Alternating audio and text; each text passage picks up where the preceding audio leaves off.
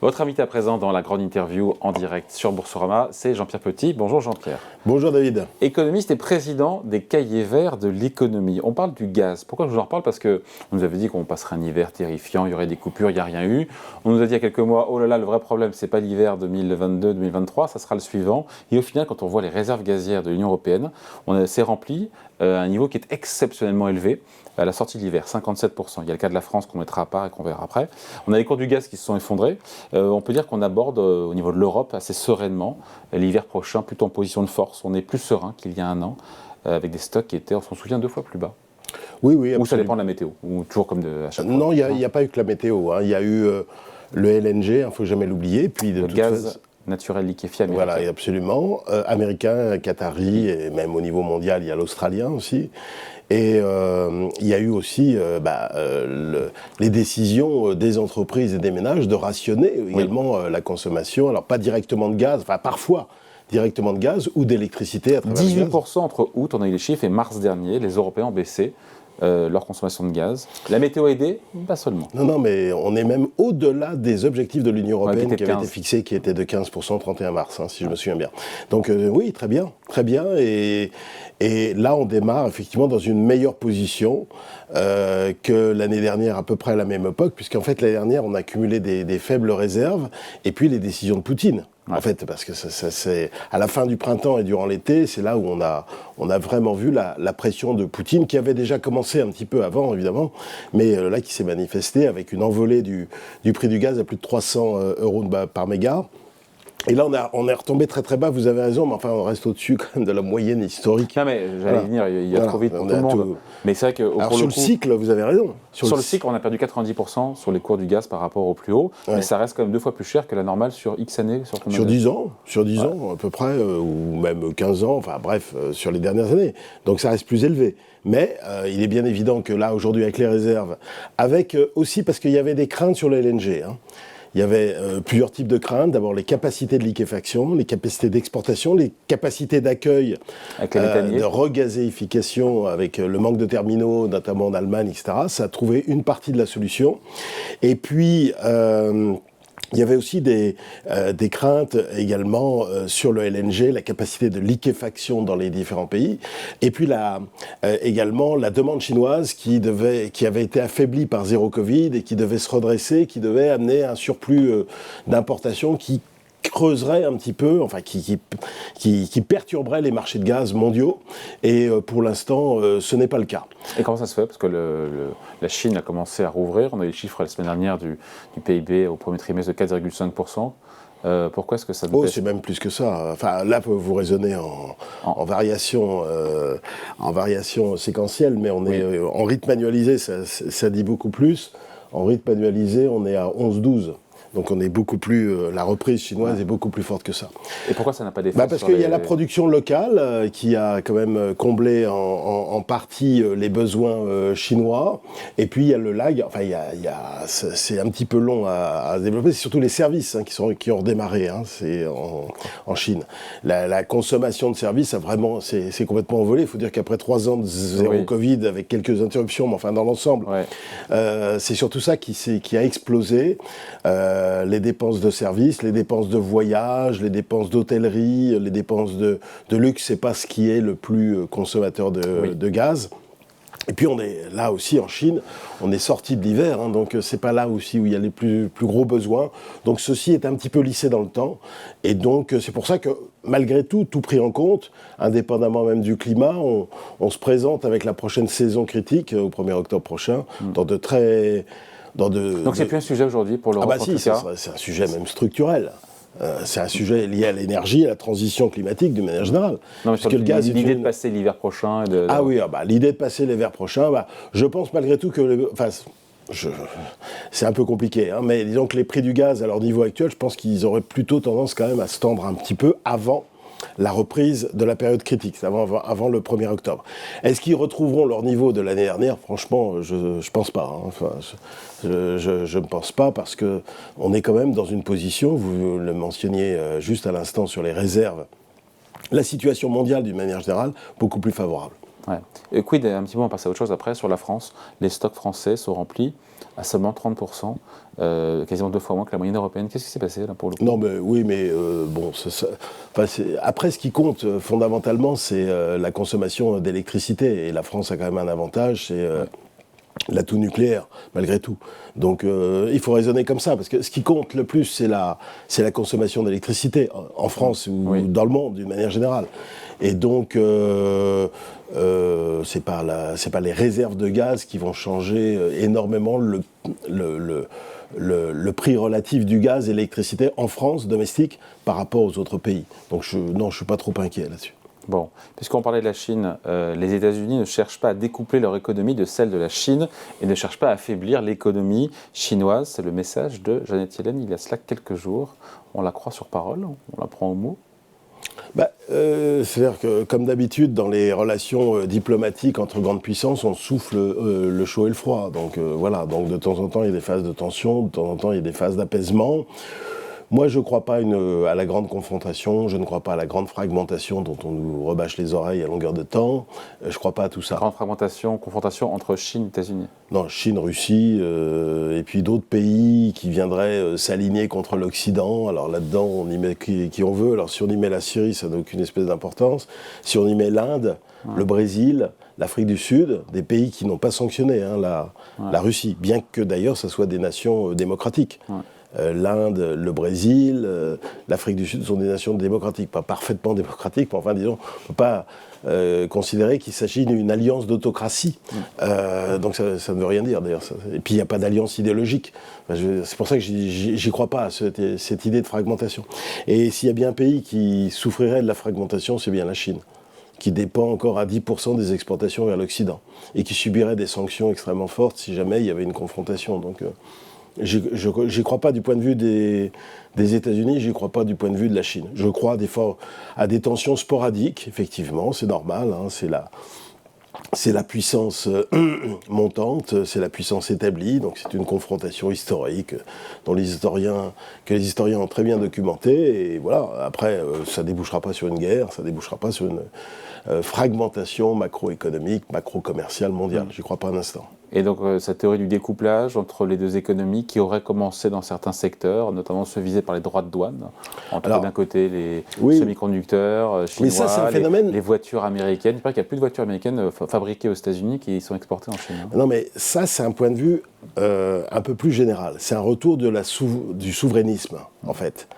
Et ça nous concerne aussi nous. D'ailleurs, on appelle chez nous l'autonomie stratégique. Oui, enfin on l'appelle comme on veut, mais ça revient à ça.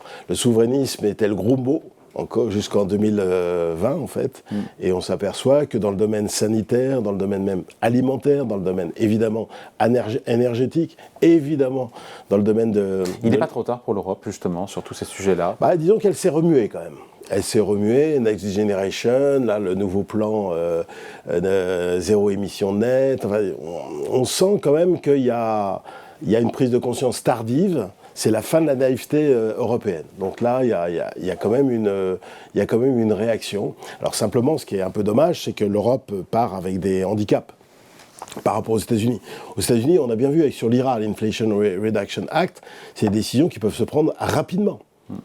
Avec des montants colossaux. Avec des, enfin des montants, quoi, des gros montants, colossaux. À l'échelle des États-Unis, 370 milliards, bon, voilà. En tout cas, susceptible de faire basculer beaucoup d'industriels non américains pour aller délocaliser ou s'installer. Déjà que Volkswagen a déjà menacé assez clairement, Elon Musk aussi, enfin bref, on attend des orientations plus claires, notamment de la part de l'Europe, où on attend éventuellement des amoindrissements de la dureté de l'Inflation Reduction Act à l'encontre notamment des fournisseurs européens d'industrie américaine, du moins implantée aux États-Unis.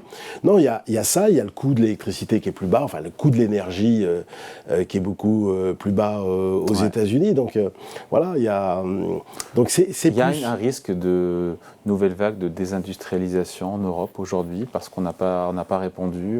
La riposte européenne n'est pas à la hauteur de ce que font les Américains. Ah oui, bien sûr que si on fait rien, ça c'est clair qu'il va y avoir une nouvelle vague de désindustrialisation. Mais pour éviter ça, pour déjà stabiliser les choses, parce que de parler de réindustrialisation, déjà, c'est un peu mythique, ça, déjà. C'est déjà mettre un déjà, terme, enrayer enrayer la désindustrialisation et favoriser la réémergence ou l'émergence de nouvelles industries, en particulier dans les énergies renouvelables, par exemple, ou favoriser des industries qu'on avait plus ou moins abandonnées, comme le nucléaire, par exemple, voilà, ou éventuellement l'automobile électrique. Enfin bon, bref, il faudrait déjà... parce que les États-Unis, je viens de le dire, ils sont, et c'est pour ça que je pense que c'est très important la macrofinance. Les États-Unis sont avantagés, comme j'ai dit tout à l'heure, par le coût de l'énergie qui est plus bas, par leur rapidité de décision, d'exécution, la moindre bureaucratie, il faut quand même bien le reconnaître, parce que nous, on est quand même, en Union européenne, on est toujours 27, et c'est compliqué, les intérêts sont divergents. Les packages genre Next Generation, c'est pas évident à décider. Et ensuite, on s'aperçoit que bon, il faut mieux faire décider cela au niveau local en fonction des spécificités locales. Mais je crois qu'il y a aussi une question macro-financière. C'est qu'aux États-Unis, le private equity est beaucoup plus développé, beaucoup plus profond que chez nous.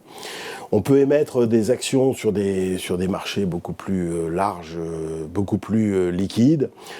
Il y a un niveau quand même de recherche-développement quand même très très très développé. En termes de compétences industrielles, je trouve que globalement parlant, j'ai pas de chiffres précis, mais quand même en termes de compétences, parce que pour pouvoir réindustrialiser, il faut quand même avoir des compétences. Oui. On ne forme que 40 000 ingénieurs en France chaque année, on n'en forme pas 200 000. Hein. Donc voilà. Puis il y en a une partie qui va à l'extérieur. Donc c'est un vrai sujet ça. Hein. Et donc, globalement parlant, il n'y a pas que des questions que je mentionnais tout à l'heure, il y a aussi des questions macro-financières. Il faut des outils macro-financiers.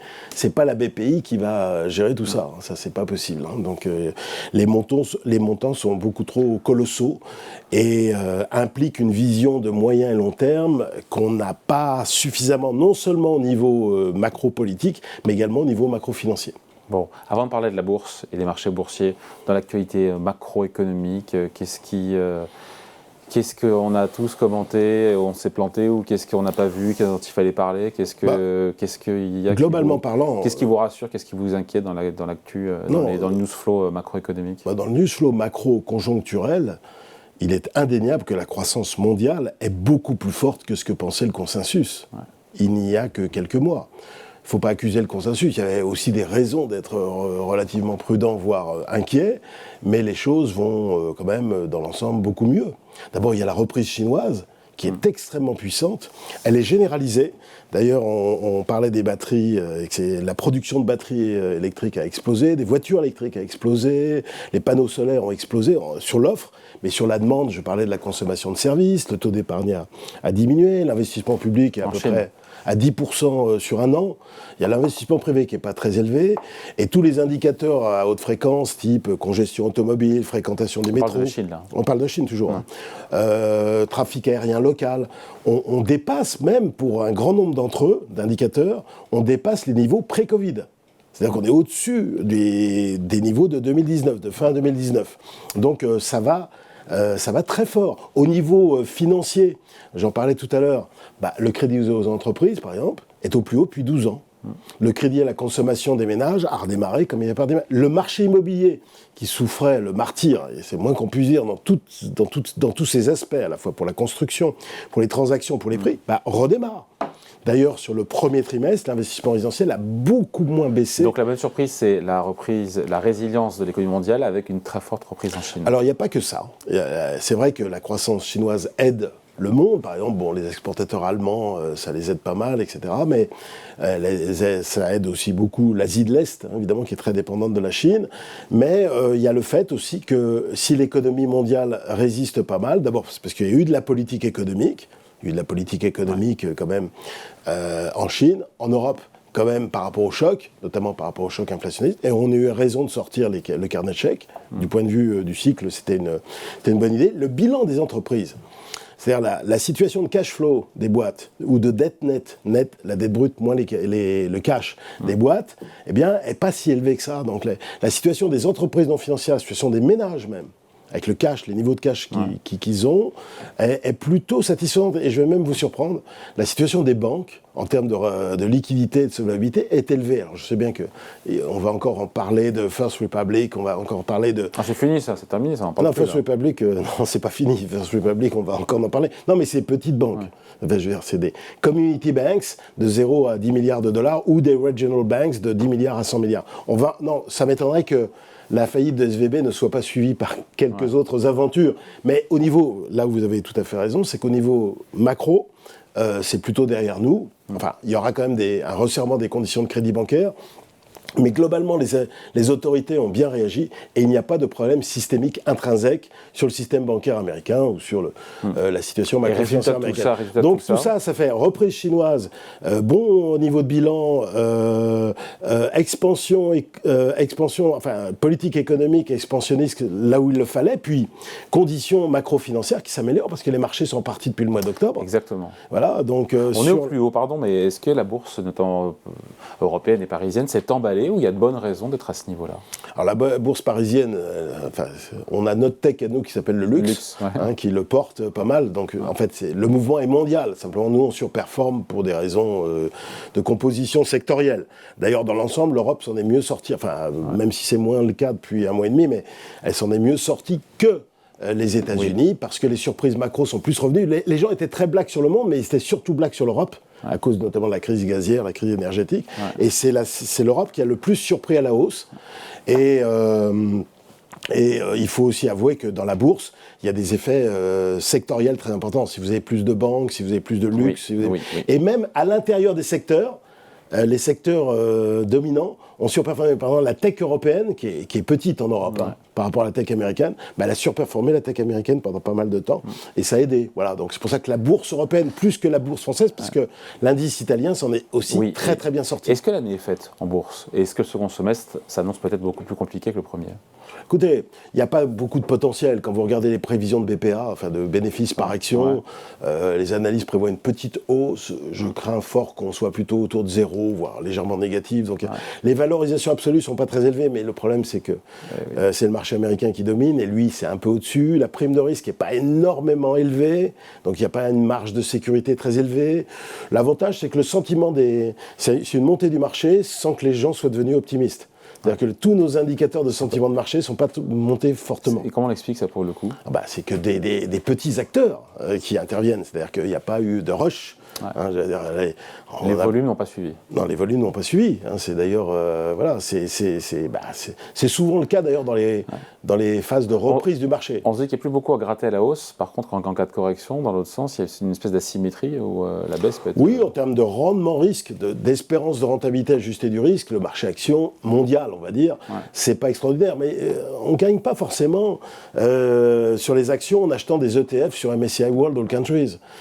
On peut gagner sur les actions en faisant des bons choix en termes de style d'investissement, en termes de pays, en termes de secteur, en termes de style d'investissement, par exemple growth, value. Et là, vous faites quoi en ce moment vous? Moi, je reviens plus sur la growth.